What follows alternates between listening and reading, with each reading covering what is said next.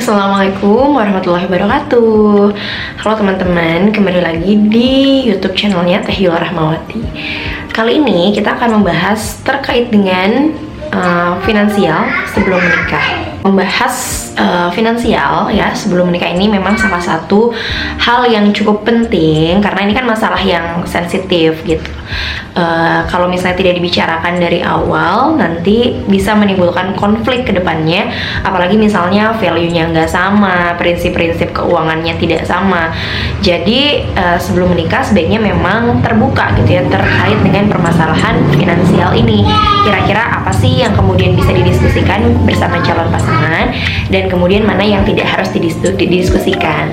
Nah, setidaknya ada beberapa hal yang memang secara basically kita bisa bahas, tapi nggak secara teknis pembagian porsi keuangan gitu ya, tapi secara basic finansial yang kemudian harus kita ketahui sebelum menikah itu seperti apa sih. Nah, kira-kira ada 5 hal. Hal pertama yang harus diketahui adalah ketahui dari mana sumber penghasilan calon pasanganmu. Hal ini sangat penting untuk menjaga kehalalan dari segala sesuatu yang memang akan menjadi nafkahmu kelak gitu ya untuk perempuan. Jadi harus dipastikan nih kira-kira sumber penghasilannya halal atau tidak, pekerjaannya seperti apa, karena itu kan akan berdampak gitu ya kepada makanan nanti yang dibeli atau segala barang-barang yang kemudian dibutuhkan ke depannya.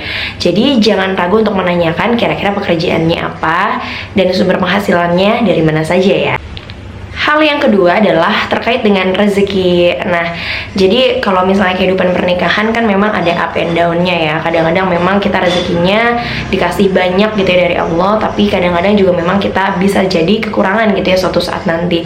Nah, kalau misalnya mindset tentang rezeki itu sudah clear dari awal, rezeki itu seperti apa dan bagaimana cara Allah mendatangkannya dan seperti apa bentuk dari rezeki tersebut, maka akan berjalan dengan lancar gitu ya nanti ketika misalnya ada masalah-masalah keuangan ke depannya. Jadi yang namanya rezeki, kalau misalnya nanti suatu saat kita kehilangan sesuatu gitu ya ketika proses di pernikahan tersebut, ya kita tahu gitu ya bahwa segala sesuatu itu memang sudah terjadi berdasarkan dari suratan takdirnya Allah gitu. Ada sesuatu yang memang tidak bisa kita usahakan, jadi memang itu nanti akan terjadi merupakan bagian dari takdir kita gitu. Jadi harus memang tahu gitu ya bahwa segala sesuatu itu adalah kehendak dari Allah, datangnya rezeki dan juga kemudian hilangnya rizki nanti dan lain sebagainya itu memang sudah terjadi atas kehendak Allah. Maka harus disamakan nih kalau misalnya nanti terjadi musibah seperti apa penyikapannya. Nah, hal yang ketiga adalah terkait dengan value manajemen pengelolaan keuangan.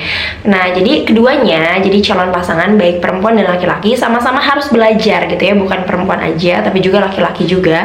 Karena nanti ketika sudah menikah tentu kita harus mengelola uang dengan baik dan kita harus bijak juga nih, tahu dari mana pendapatan kita, pengeluarannya seperti apa, kira-kira prioritas keuangan yang ingin dicapai dalam jangka pendek dan jangka panjang seperti apa, itu tentu harus dikelola dengan baik. Makanya kembalikan gitu ya pengelolaan keuangan kepada yang ahli. Memang tidak harus perempuan atau istrinya gitu ya, ketika misalnya laki-laki atau suaminya lebih pandai gitu ya dalam misalnya pengelolaan uang, terus kemudian lebih ahli dalam mengatur cash flow dan lain-lain, itu bisa menjadi salah satu yang diusahakan gitu ya oleh pasangan tersebut gitu. Jadi laki-laki yang kemudian mengatur keuangan gitu. Nah, tapi tidak hanya laki-laki, perempuan juga tentu harus tahu gitu ya, karena manajemen rumah tangga ada di perempuan gitu Kak. Jadi memang harus tahu kira-kira bagaimana sih cara mengatur cash flow keuangan yang baik, pengeluaran dan pendapatan, serta prioritas keuangan apa sih yang ingin dicapai gitu ya. Jadi memang walaupun uangnya segimana banyak pun gitu ya, tapi kalau tidak dikelola dengan baik, maka tujuan-tujuan keuangan ke depan itu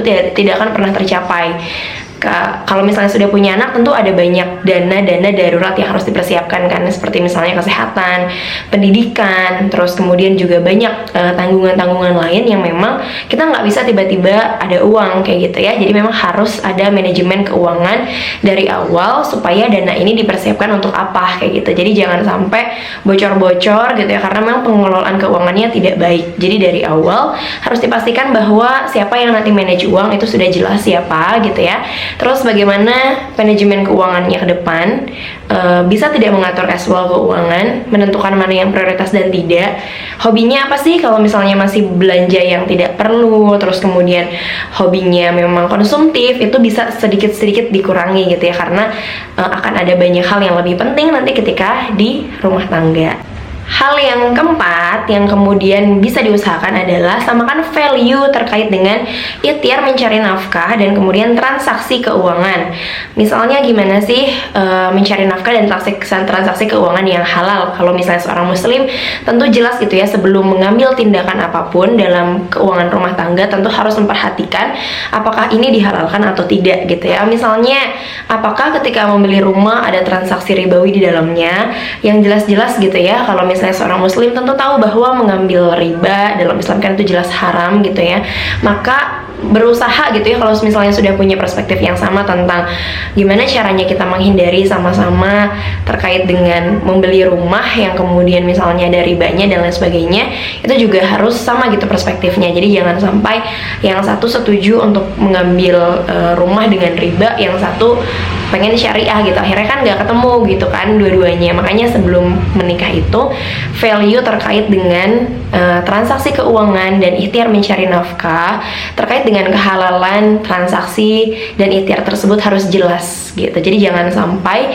ada keharaman-keharaman yang kemudian masuk gitu ya ke dalam transaksi keuangan dalam rumah tangga. Itu akan berdampak pada anak-anak kita nantinya, berdampak pada kondisi rumah tangga kita ke depannya gitu ya, karena kita kan memang mencari kehidupan pernikahan yang berkah. Nah, salah satunya memang jangan pernah mendekati segala sesuatu yang dilarang oleh Allah, terutama transaksi-transaksi yang memang tidak diperbolehkan dalam Islam. Harus berani dan insya Allah yakin gitu ya bahwasanya rezeki dalam Islam itu memang sudah diatur sedemikian rupa. Termasuk kita pun memang sudah diatur rezekinya oleh Allah, tidak dikurangi dan dilebihkan, dan akan diberikan nikmat rezeki itu sesuai dengan porsinya. Jadi jangan takut untuk terus berharap bahwasanya dengan ikhtiar kita menghindari transaksi-transaksi yang tidak halal, nanti Allah akan berikan jalan gimana sih kemudahan untuk mendapatkan transaksi yang halal dan juga berkah insya Allah. Yang kelima adalah kalian harus menyampaikan planning jangka pendek terkait dengan keuangan, tidak hanya jangka pendek tapi juga jangka panjang keuangan kalian kepada pasangan. Misalnya apakah dalam jangka pendek misalnya pengen umroh atau misalnya pengen haji karena sudah daftar haji dan memang harus dilunasi gitu ya, jadi itu kan memang menjadi tanggungan nantinya. Atau ada tidak keluarga yang harus ditanggung ketika sudah menikah, itu kan berarti ada porsi keuangan yang harus disisihkan gitu ya. Jadi memang harus diberitahu dari awal tanggungan berapa, terus kemudian bagaimana cara mencapainya.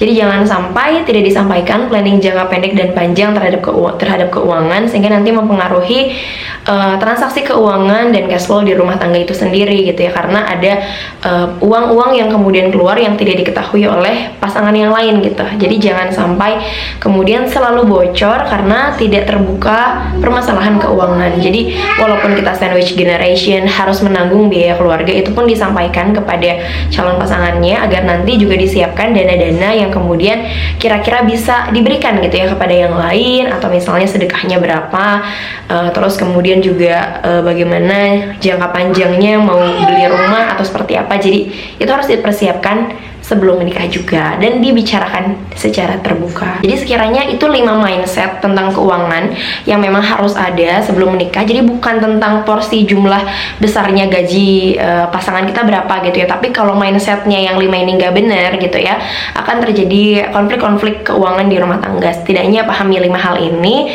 dan diskusikan dengan baik agar kemudian masalah keuangan dalam keluarga itu bisa diatasi dengan baik dan diminimalisir gitu ya konflik-konflik ke depannya. Nah, itu dia teman-teman terkait dengan mindset yang diperlukan terkait dengan keuangan sebelum menikah. Jadi hal ini sangat penting, bukan hanya menanyakan terkait dengan besaran gaji dari calon pasangan kita gitu ya, tapi kemudian jika mindset ini tidak pernah ada dalam kehidupan sebelum pernikahan, maka ya sulit gitu ya nantinya akan tercapai tujuan keuangan.